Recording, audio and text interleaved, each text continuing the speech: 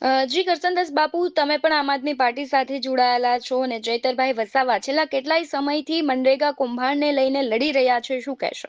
જી, એ ભ્રષ્ટાચાર હોય છે અને ભ્રષ્ટાચાર ની સામે વર્ષોથી હું વ્યક્તિગત હોઉં છું, પણ વાત જયારે આહિર સમાજની અને હીરાભાઈની વાત હોય એમાં મેં મારા સમાજને એ સંદેશ આપ્યો છે કે સમાજનો કોઈ પણ વ્યક્તિ અમુક રીતે પેલામાં આવે ત્યારે સમાજનો ધર્મ શું છે એ સમજાવવા માટે મેં મારા 27 રાજ્યોના સામાજિક અને રાજકીય અનુભવને આધારે અને જે કલ્ચર જાણું છું એને આધારે મેં સમાજને સંદેશ આપ્યો કે આવા સમયે રાજકીય વાંધાઓ, પછી કોઈ બિઝનેસના વાંધાઓ કે વ્યક્તિગત કંઈ પણ વાંધાઓ હોય તો એ વાંધાઓને સાઈડમાં કરીને એને સાથે ઊભવું જોઈએ. અને બીજી વાત, હું વર્ષોથી આ વાતને લઈને દુઃખી છું કે આપણે એવા કંઈક માળખામાં જીવી રહ્યા છીએ કે જે માળખામાં આરોપી હોવું અને ગુનેગાર બનવું એ રસ્તો ખૂબ ભયંકર છે, ખૂબ ડેન્જર છે અને એ દરમિયાન અનેક તીરો લાગતા હોય છે, સામાજિક, રાજકીય, આર્થિક, માનસિક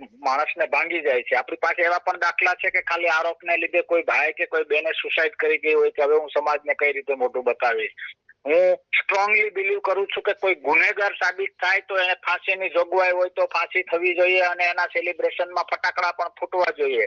પણ કોઈ સાત્વિક માણસ જ્યાં સુધી કોર્ટમાં એની વાત રજૂ કરે અને કોર્ટ સત્ય શું છે કે અસત્ય શું છે કોર્ટ નક્કી કરે અને કોર્ટ સજા કરે, પછી કદાચ હું પોતે હોઉં, મારો ભાઈ હોય કે કોઈ પણ હોય તો એ રાષ્ટ્રહિતમાં છે અને રાષ્ટ્રહિત તો દરેક ભારતીયના દિલમાં હોય એ એક્સેપ્ટેડ છે.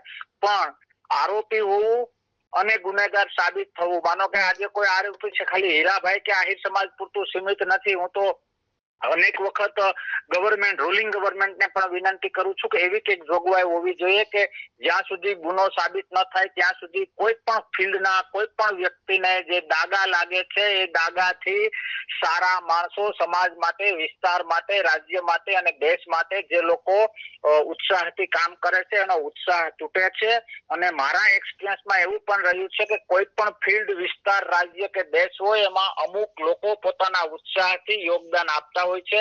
એને આધારે પાર્ટીઓ પણ ચાલતી હોય છે, સમાજો પણ ચાલતા હોય છે, સંગઠનો અને બધા સંકુલો પણ ચાલતા હોય છે. તો આવો ઉત્સાહ ખોટા આરોપથી કોઈ પર ન તૂટે, કોઈનો ઉત્સાહ ન તૂટે એના માટેનો આ પ્રયત્ન છે. હું ફરીથી રિપીટ કરું છું કે ભ્રષ્ટાચારની વિરુદ્ધ છીએ, પણ ખાલી છાંટા ઉડવા એ ખૂબ ભયંકર વાત છે.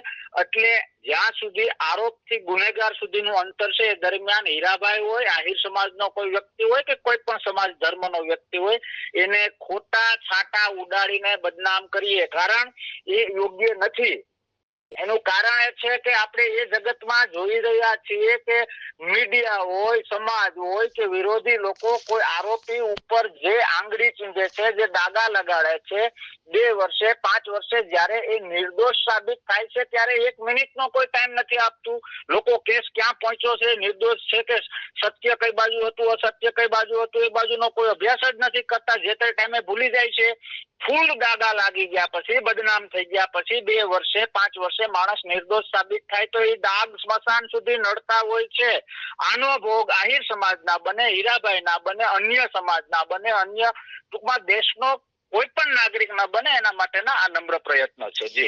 જી કરસનદાસ બાપુ, તમે પણ આમ આદમી પાર્ટી સાથે જોડાયેલા છો, ચૈતરભાઈ પણ જોડાયેલા છે અને તે આ કૌભાંડ છે તેનો પર્દાફાશ કરી રહ્યા છે અને સાથે તે પુરાવાઓ પણ આપી રહ્યા છે. ચૈતરભાઈ જે પ્રમાણે પ્રયાસો કરી રહ્યા છે ને પુરાવાઓ આપી રહ્યા છે, શું કહેશો? સાબિત થાય તો સજા મળવી જોઈએ. જો બંધારણની જોગવાઈ હોય ફાંસીની તો ફાંસી મળવી જોઈએ. એના સામે કોઈ પ્રશ્ન નથી. વાત મારી અને ચિત્તરભાઈની એક પાર્ટીની છે તો આ મુદ્દાને અને રાજકારણને વ્યક્તિગત મારે કોઈ લેવા દેવા નથી. હું ડે 1 થી કહું છું કે પોલિટિકલી પાર્ટી બેઝ ઉપર કે આમ આદમી પાર્ટીના નેતા બેઝ ઉપર હું આ વાત કરતો જ નથી. ચૈતરભાઈએ ચૈતરભાઈનું કર્મ કર્યું, હું મારું કર્મ કરી રહ્યો છું, હીરાભાઈ એનું કર્મ કરી રહ્યા છે, આહિર સમાજ એનું કર્મ કરી રહ્યા છે. મારી પાસે પુરાવા છે અથવા મારી પાસે પુરાવા નથી, હું સત્યની સાથે છું કે અસત્યની સાથે છું. બેન, લોકશાહીમાં નીચલી કોર્ટ થી સુપ્રીમ કોર્ટ આપને આપેલી છે. રિસ્પેક્ટેડ કોર્ટમાં સત્ય અસત્ય સાબિત થાય. બાકી હું અત્યારે ટેલિફોનિક આપણી વાત પૂરી થાય અને હું તમારા બાબતે 1 2 3 વાત કરું, એ વાતથી મતલબ નથી. એ વાતમાં જો હું સત્ય હોઉં તો મારે કોર્ટમાં પુરવાર કરવું જોઈએ. જેની પાસે જે આધાર પુરાવા છે, ઓકે. હું ફરી ત્રીજી વખત કહું કે ભ્રષ્ટાચારના અમે વિરોધી છીએ. હું પોતે કરું કે મારો ભાઈ કરે કે મારો દીકરો કરે તો એના વિરોધી છે, કારણ કે દેશ પ્રથમ, પછી બધું ચાલુ થાય છે. પણ સત્યના પૂજારી અને આહિર સમાજની વાત હોય તો ઇતિહાસ તપાસી લો. 5300 વર્ષ પહેલા પણ સત્યની સાથે હતા, આજે પણ સત્યની સાથે છીએ અને હજારો વર્ષ પછી પણ સત્યની સાથે રહીશું. ચૈતરભાઈ પાસે માહિતી છે, એ પોતે એક્સેપ્ટ કરે છે, તો મારા કહેવાથી, ચૈતરભાઈના કહેવાથી કે વડાપ્રધાન કે સીએમ ના કહેવાથી કોણ ગુનેગાર છે અને કોણ સત્યની સાથે છે એ સાબિત નથી થતું. એના માટે એક માળખું છે, જોગવાઈ છે. જે કઈ દૂધનું દૂધ અને પાણીનું પાણી, સત્ય શું છે અસત્ય શું છે, ગુનેગાર છે કે નહીં, એ નક્કી કરનાર તો આપણી માનની કોર્ટ છે અને કોર્ટ ઉપર ભરોસો છે. હું ચોથી વખત કહું કે કોર્ટમાં પુરવાર થાય, કોર્ટમાં એવું થાય કે કોઈ ખોટું છે, ખોટું થયું છે, ભ્રષ્ટાચાર થયો છે, તો એ ફાંસીના પણ ફટાકડા અમે ફોડીશું, કારણ કે અમારા માટે દેશ પ્રથમ છે.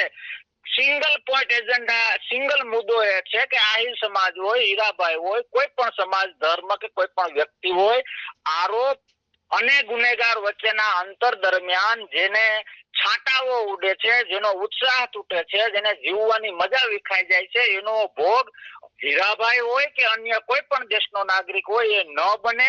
એના માટેના આ પ્રયત્નો છે. હું ફરીથી રૂલિંગ ગવર્મેન્ટને એ રિક્વેસ્ટ કરું છું તમારા માધ્યમથી કે આવો કે કાયદો હોવો જોઈએ કે જ્યાં સુધી સાબિત ન થાય ત્યાં સુધી કોઈ પણને બદનામ કરવા, કોઈ પણને છાંટા ઉડાડવા એ દેશની, વિસ્તારની, સમાજની આવતીકાલ માટે યોગ્ય નથી. જી જી કરસનદાસ બાપુ, આપ જોડાયા તે બદલ ખૂબ ખૂબ આભાર. જી, થેન્ક યુ.